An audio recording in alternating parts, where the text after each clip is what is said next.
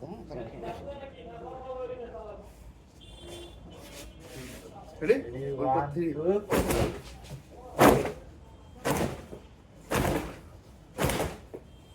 3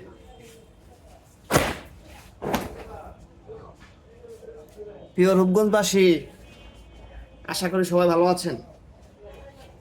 রূপসী two Tarabo বিশ্ব road, যারাই মনে করেন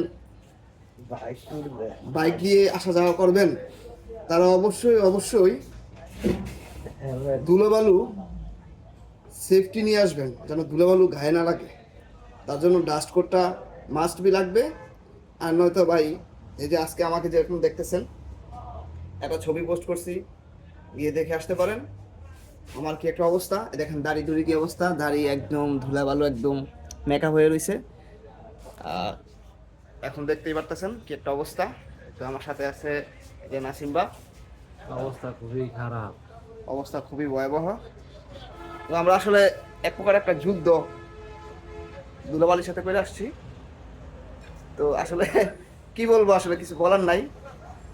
তো এরকম ধুলাবালি আসলে আমরা আরো কয়দিন, আরো মোটামুটি 1.5-2 বছর আমরা দেখতে পাচ্ছেন চোখের পাপড়িগুলা সহ কিরকম ধুলাবালি একদম মেকা হয়ে রয়েছে।